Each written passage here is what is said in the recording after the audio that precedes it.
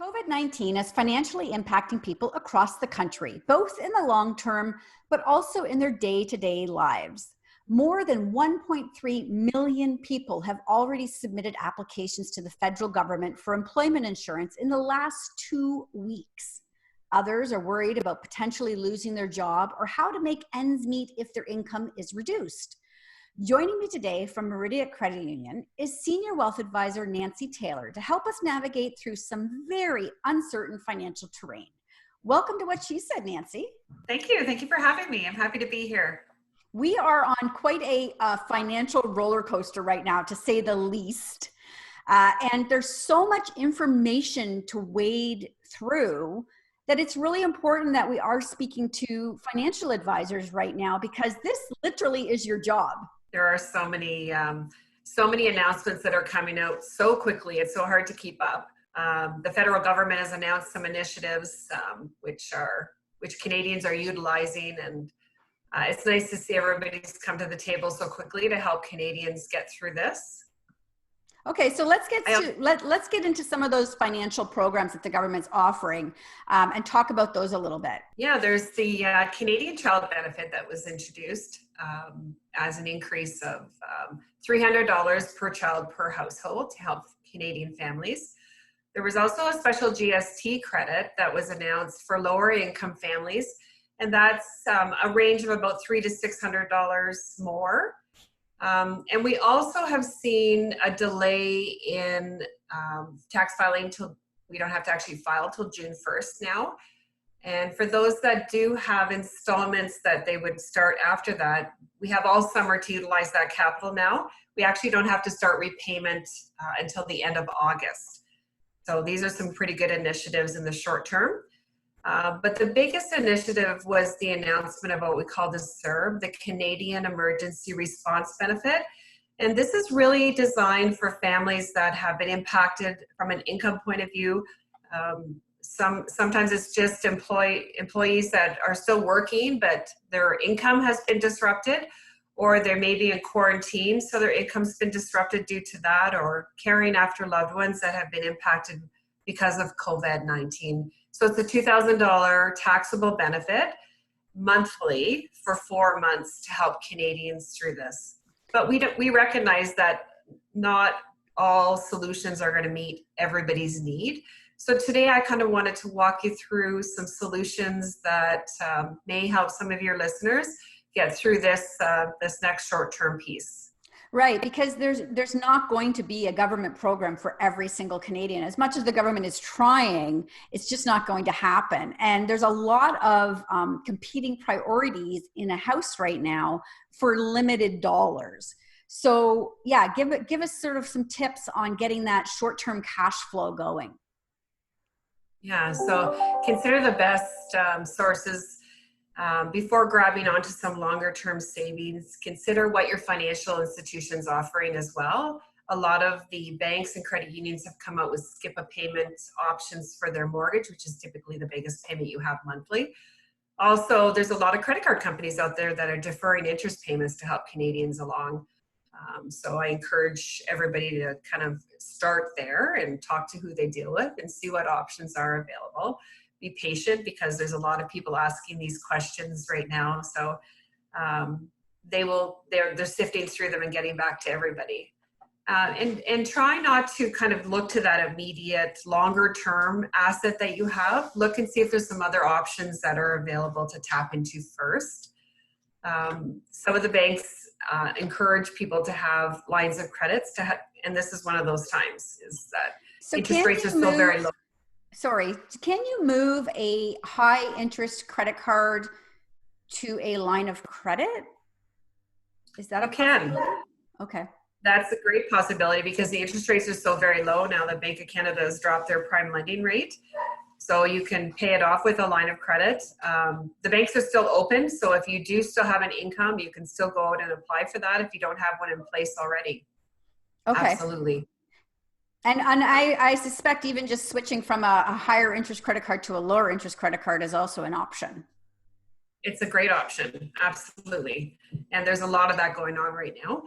Also consider, lots of times we put a plan in place with registered assets. We have RSPs and RIFs and tax-free savings accounts. Mm-hmm. And think of, if we have a knee-jerk reaction today to dip into those longer-term assets, what does that mean? What does that mean from a tax point of view next year? So you might be thinking that it's a good option for you today, but you'd be pulling your money out when the market's so very low. And then you could be shifting into another tax bracket next year and then having, more debt to deal with next year. So I really encourage people to sit down with who they're dealing with and have those conversations. Also, and you mentioned also looking at things like, gym memberships and, it was funny because I actually was looking through one of mine.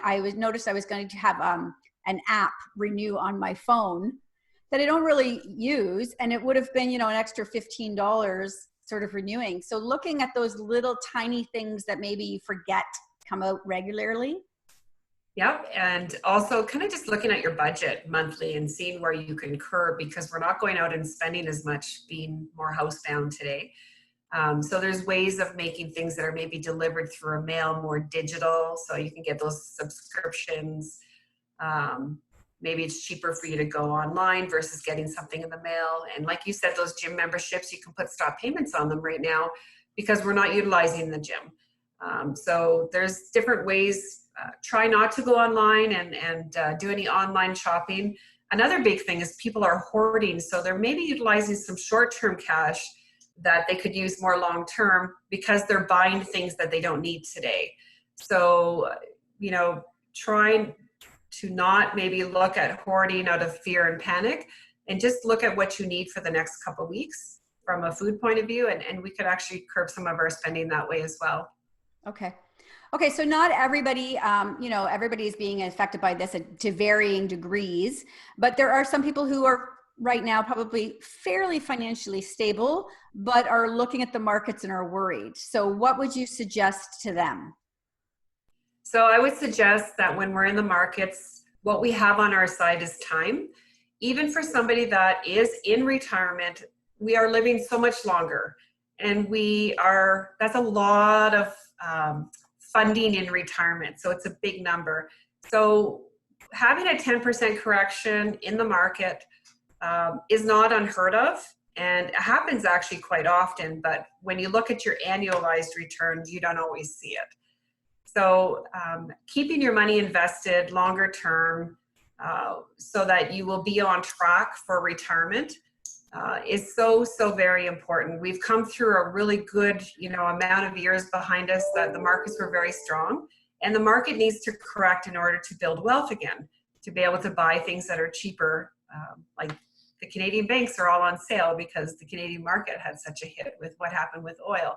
So these aren't unheard of. These are still very strong companies that are multinational that will still get us there. So what we do need is time and patience, and to try to take the emotion out of it and stay the course. And when you have a plan in place, when we look at the rate of return you need to achieve to get there, to fund that future goal, it's really important that you follow the advice of the professionals that you trust to help get you there, because this is when we work the hardest. When markets are doing well, everybody's happy. Exactly. But when you consider the long term and you look at the last 60 years, the markets are, a bull market, it lasts much longer than a bear market. It happens more frequently than a bear market. And the gains that we produce during bull markets far exceed what we feel in a down market.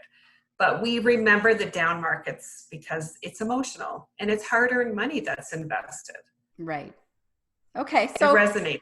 Right now, then, I mean, we're conducting this interview from my home office to your home office. So if people want to connect with financial advisors at Meridian, how are they doing that? How are you arranging this right now?